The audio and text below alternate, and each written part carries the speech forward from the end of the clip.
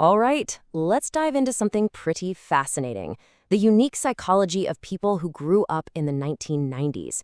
We're going to look at what makes this so-called bridge generation feel so different, from the way they talk to just the way they move through our super fast digital world.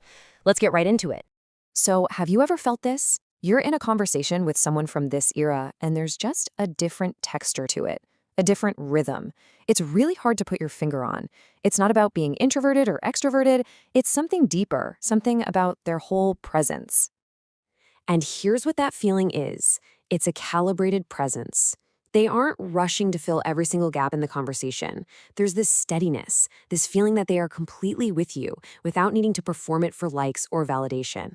And this isn't just a personality quirk, it's about timing. It's all about when and how their nervous systems were built. Okay, so let's dig into that first idea, a different kind of presence.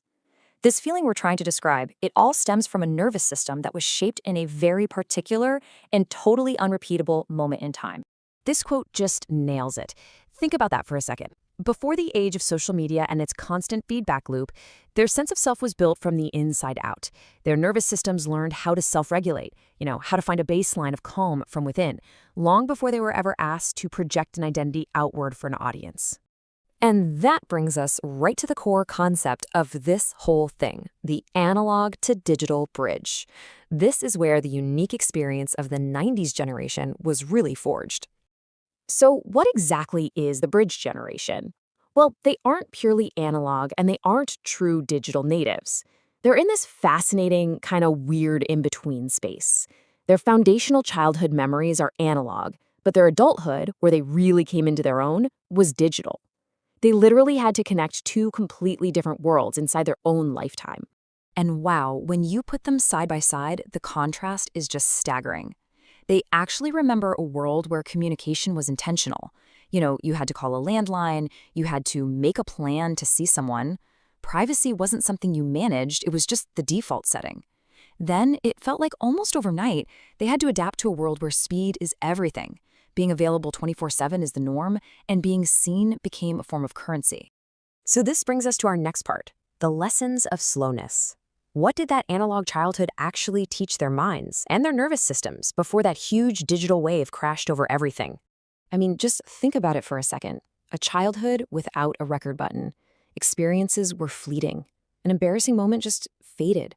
A joyful moment was lived completely right there in the present, because there was no pressure to capture it or share it. This taught the mind to stay put, to actually be present, creating a sense of self that was anchored inside, not by external proof. And this brings us to the secret weapon of that era, the gift of boredom. Back then, boredom wasn't something you could just swipe away. It was a state you just had to be in sometimes. And in that space, with no easy out, your inner world had to switch on. You daydreamed, you invented stuff. This wasn't just about being creative, it was basically training for emotional self-regulation, learning to just sit with discomfort and settle yourself down. This taught another huge lesson: delayed gratification. Wanting something didn't mean getting it instantly. You had to wait, you had to anticipate. Remember saving up allowance for a CD? This whole process wasn't just about patience. It was about building trust. Trust that waiting is okay, that wanting something for a while makes it better, and that real effort leads to a reward that actually feels meaningful. But being this fluent in two completely different worlds, well, it wasn't free. And that brings us to our next section, the cost of adapting. This creates this really unique internal tension. It's like they hold the memories of a slower, deeper world while having to perform in a system that only rewards speed and reactivity. This constant code switching between two psychological operating systems, it creates this quiet but totally persistent strain.